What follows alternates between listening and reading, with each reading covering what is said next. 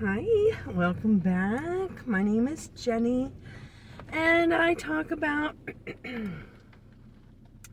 little things that pop into my head, whatever it might be. Pollen is really bad here right now, and so this rain hopefully will wash a lot of it away. That's why you hear me like this. So I apologize for any roughness in my voice and coughing and sneezing, whatever I may do while I'm recording this video. But I wanted to talk today about the Cecot prison in El Salvador, what I've learned about it. And you are welcome to make comments in the comment section below, because there is a lot of controversy over this. And the only thing that I ask is that you be nice. That's all I'm asking you. You can be nice. You don't have to agree. You can have your own opinions, but we need to be civil to each other. So, the controversy here in the United States is that we had sent over 200 immigrants to this prison in El Salvador that are supposed to be gang members, and there was a law that President Trump used to justify his actions, and I don't remember the exact name of the law, but what I've learned about it, it's only been used a couple times, and one time specifically that I know about that is controversial even to this day was during, I believe it was World War II. The United States put Japanese citizens in concentration camps here in the United States. Yes, that did happen. So that's the law that he used to move the people to El Salvador. And I believe we're paying $6 million for these people to be incarcerated there. And from what I understand, it's for 1 year, okay? And these are supposed to be the Tren de Aragua gang members, and I believe there's a few of the MS-13 people included in that as well. And there's supposed to be a restraining order that was put in place to prevent this from happening, but according to the news, it came after the flight was already taken off. And whether or not they're going to be brought back, I kind of doubt that's going to happen.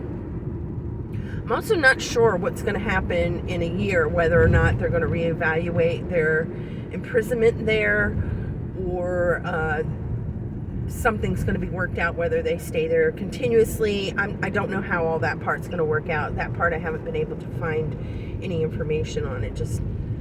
I didn't even know that it was a year until this morning. So that's where we stand as far as the United States is concerned with this prison. Well, no, that's not it. There was another thing that I read, that Marco Rubio was actually the person that spoke with Bukele, or one of the people that spoke with him. And supposedly Bukele told Rubio that they would also be willing to detain American citizens in this prison. Of course, there's going to be a fee for it. And I find that interesting. I find that very interesting. Now, before I go into why I think this is interesting, I want to talk about the prison itself and how it got established. So basically, what happened was El Salvador was a very dangerous country to live in. It was overrun by some gangs and very unsafe for their citizens, their non-criminal citizens. The murder rate was very high. It was just not a very safe place to live. And their government got sick of it, and they created this Cecot prison for terrorists and for gang members, and it holds up to 40,000 people. And there's some controversy both here in the United States but also in El Salvador, although it seems like the majority, from what I could tell, the majority of the El Salvadorian population is in approval, because now that country is one of the safest places to live. Excuse me. But there is some controversy. I'm going to say controversy, and you'll understand why in a few minutes, over civil rights of the inmates. So it is very different from what you see in the United States. Extremely different. And there's actually some things that they do that here in the United States would be considered cruel and unusual punishment. I'm so sorry. Anyway, so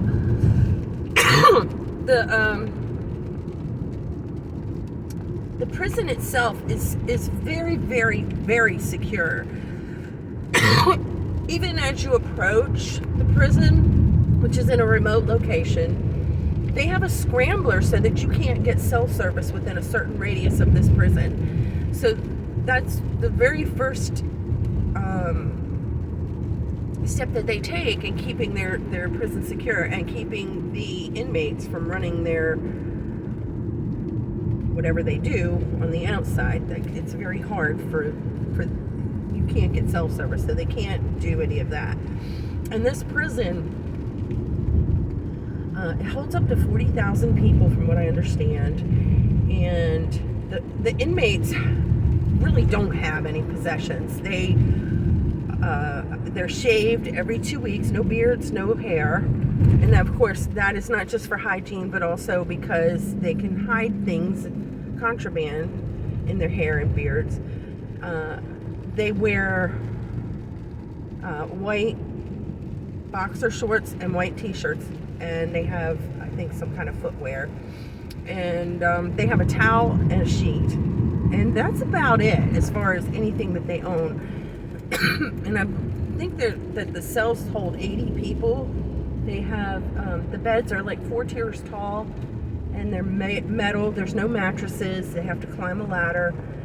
And there's 2 toilets for 80 people.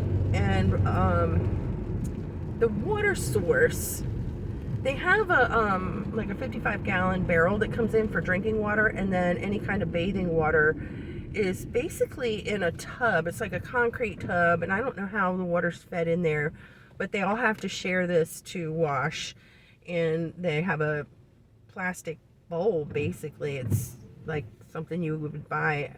To me, it looks like something you get at the dollar store, and you have to dip the water in there. And how they dispose of it, I don't know, if they pour it down the toilet or what. And those toilets, like, sometimes when you watch prison documentaries, there might be like a half wall to shield the toilet. Not always, or, you know, something like that. But these toilets are right up front, next to the bars where the guards can see what's happening. So there is absolutely no privacy at all in this prison. And they are allowed out, I think, for an hour once a week for exercise. They do not go outside to the yard. I saw one documentary where they were saying they go outside, or it wasn't a documentary, it was like an animated thing. They don't go outside. They go into this corridor between the cells, and they do kind of calisthenics out there. But they don't go outside. Once they're in this building, they stay in this building. They never go outside. And I believe once a week they come out and they have to sit on the floor and they sing hymns, basically, religious songs. And that's about it as far as actually getting out of their cells. Their food, they get 3 meals a day. And basically all they're eating is rice, tortilla, beans, pasta, and this, it wasn't very clear what the drink is. The drink does change from day to day, at least the color of it does. It looks kind of like Kool-Aid. I don't know exactly what it is. It's very sweet, I believe, but they are not getting fresh vegetables. They are not getting any kind of meat. The only protein would be coming from the beans, and I don't know what kind of beans they were. What I saw looked like kind of like a green lima bean, but maybe the beans vary from day to day. I don't know. But they eat the same thing every single day. You know exactly what you're going to eat. And they do not get eating utensils. They have to eat with their hands because they're not given any kind of utensils because they can be turned into weapons. And one of the things that I noticed in this documentary is when the media crew went into the dorm where all the prisoners were, it was quiet.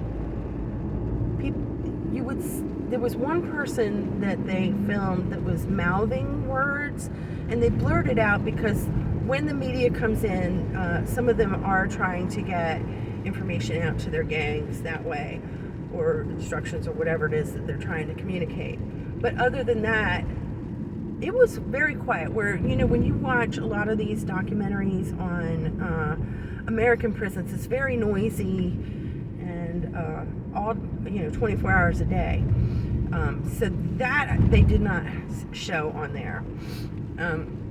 Now, as far as other practices, I guess, that they would have in this prison, there are a lot, and I mean a lot, of armed guards standing in the corridor, and then what looks like a second tier is actually not. It's a catwalk above the cell that these men are being held in, and it's just a metal grate type enclosure over top, and they have guards on the top on this catwalk so that they can look down inside. So they're not just looking forward, they're also looking down on them. They never turn the lights off. The lights are on full strength 24/7. They don't have any darkness in these cells, and a lot of them will use the towel to cover their eyes so that they can sleep.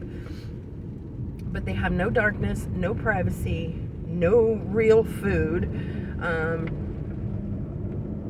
and no possessions. I mean, basically they sit around in their underwear all day, like literally sitting in their underwear. And excuse me, they do have a SWAT team, that comes in if they need to, but it kind of seems to me like any kind of rebellion or violence, there may be like fistfights, but weapons are going to be few and far between. And when these people are moved from one place to another, they're manacled and shackled. They're required to keep their head down, and they walk bent over. They don't walk upright, and so it's very awkward for them. It would be very hard, and I'm not really sure. I didn't get to see this, but it may be that chain that connects the manacles and the shackles may be shortened so that they have to be bent over. I'm not 100% sure on that. They do have solitary confinement, and it's a very harsh solitary confinement. And so this is one, like, when in the United States they can't, well, I think some of the solitary in the United States actually keeps the lights on 24/7, which, that messes with a person's sleep. But in their solitary confinement, it's a concrete slab that they get to sleep on, and it's dark 24/7. And the guard that was being interviewed for this documentary said that the law says they can keep them in there up to 15 days. They have a toilet, and then they have this basin. It's a concrete basin. It's not like a sink. It's kind of, I don't know how to explain it. But watch the documentary. If you type in Cecot, you can actually see pictures of what these troughs, I don't know what to call it, where the water is. And there's a hole in the ceiling that has a very, very small amount of light in, and that is the only ventilation that's in there. They don't have books.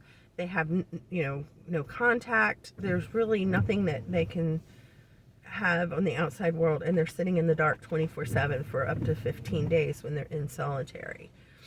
So it is not a fun place to be. I can guarantee you that. And they did interview one in the documentary that I watched. There was one prisoner that they did interview. He was in the gang, and it was a 10-minute interview. They were only allowed 10 minutes to speak with him. He spoke very clear English, so there was no interpreter. And he seemed to me to have some kind of regrets, because he had mentioned that he wished he could speak to his child. He has a son that was 5 the last time he saw him, and now the child is in their 20s. And that's another thing. These people don't get any visitation. They don't get mail. Nobody can visit them. There is no contact with the rest of their any kind of family or anything. They have no contact with the outside world. So it's probably the strictest prison system I've ever seen or heard of, and the most secure. So going back to what I was saying about this conversation between Bukele, I hope I said his name right, I don't mean to be disrespectful if I'm not, and Marco Rubio, they had offered to even house American citizens. And I don't know that we would ever do this, but it's a thought. I'm just saying it's a thought. Like, what if Jeffrey Dahmer had been sent there, or Charles Manson had been sent there? You know, it's just a thought. I mean, Manson lived to be in his 80s. Somehow he survived in prison. Jeffrey Dahmer was unalived in prison. But, you know, we have our own incarceration problems here and our own crime rate here. What if that was, I'm just saying, what if? What if the type of crime that a person may consider committing, they knew in advance that not only would you go to prison if you get caught, but you could end up in the, I don't want to say worst, because it's working for El Salvador, so there's something, you know, happening there. They like it. It's definitely not how we do things here. But what if you faced the possibility of going to a prison in another country, or even people like, I mean, we've put them to death here, but, you know, the DC Sniper or Timothy McVeigh, people like that,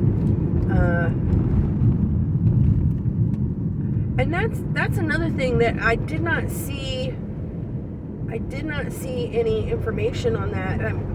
You know, there are people that are incarcerated that have unalived a lot of people, and yet they're being held in these in that prison.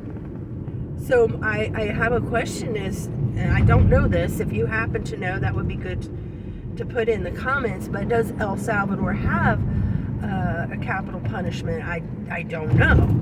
I don't know. I mean, that's not working here as far as, you know, certain crimes that people commit. They're still committing them. So, excuse me. You know, in the mind of a criminal, I don't know what's worse. I mean, I don't know, because I don't think like that, but is capital punishment worse than life in prison? You know,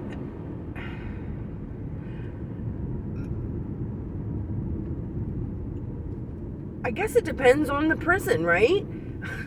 You know, because if you're going to a prison here where you still have the you have 3 hots and a cot, like they say, you have the ability to get an education, to do art classes and join a band, and, you know, maybe get some types of therapy to help rehabilitate you, which is supposed to be what our prison system is about, and socialize with other inmates, versus really being caged. And that's what this is. They are being caged, literally, which would be a bigger deterrent. And You know, so here's where my thoughts come in. I go back and forth on this. There's a lot of things, even that we used to do in this country, that we've changed because it's been considered cruel and unusual. For instance, at one time, if you were a thief, they would cut a finger off, or they would take your hand, or they would brand you. We don't do those things in this country anymore because it's considered cruel and unusual, you know, but we have a crime problem here. And some places in this country, if you steal less than a certain amount of value of property, you can basically get away with it. And I hate to say it, but the criminals are exploiting this.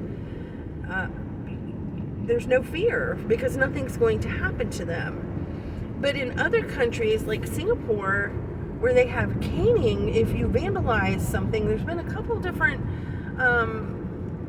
things in the news since I've been paying attention in my life, where tourists from the United States have vandalized things in Singapore and they've been caned. And, you know, here in the United States, people were upset about that because caning, it's not a spanking, okay? It's pretty rough. But that's the way they run their country. That's the way they have decided to enforce their laws and inflict their penalties for certain crimes.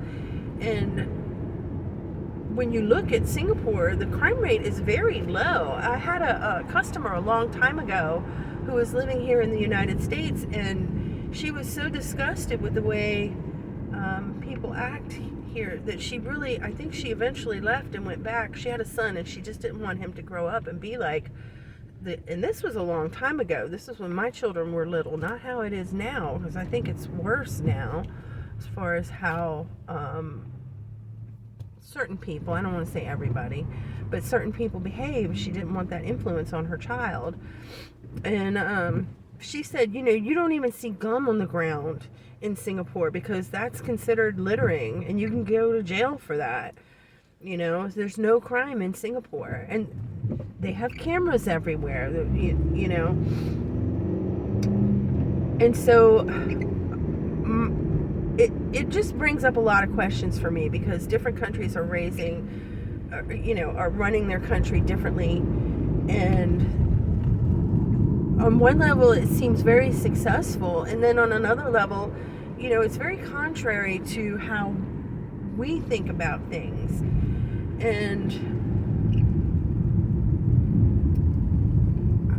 I don't know, you know, like I'm just pondering these things in my head. I haven't really made a decision one way or another. And as you get older, if you're a younger person watching this, you know, what you think in your 20s may change when you get older.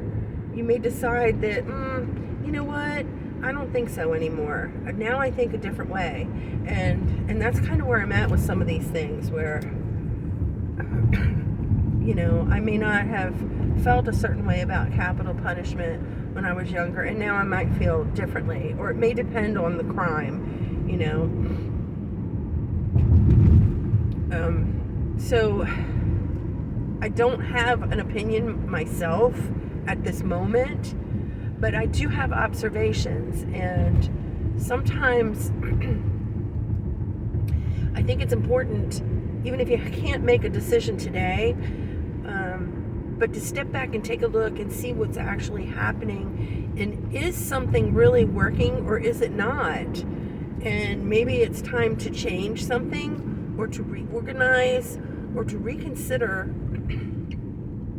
our views on things, and maybe make some changes. Do I want all of our prisons to be like this one prison in El Salvador? Absolutely not. Absolutely not. You know, somebody who's done a minor crime but needs to do some time in a facility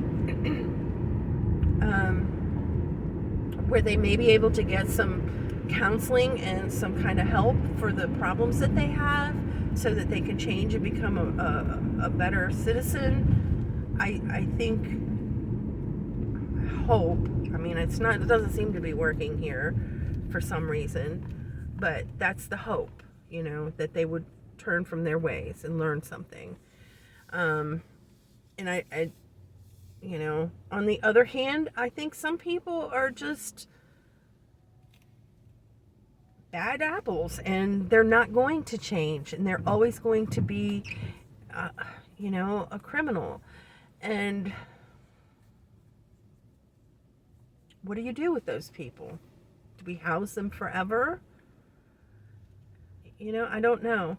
But this also is making me think that, this is the first time I've ever heard of where another country, now granted, I think we're on the same page as far as some of these crimes that are coming from other countries, coming into El Salvador and coming into the United States. So there's that parallel here, where these foreign people, from other countries, are coming in and wreaking havoc.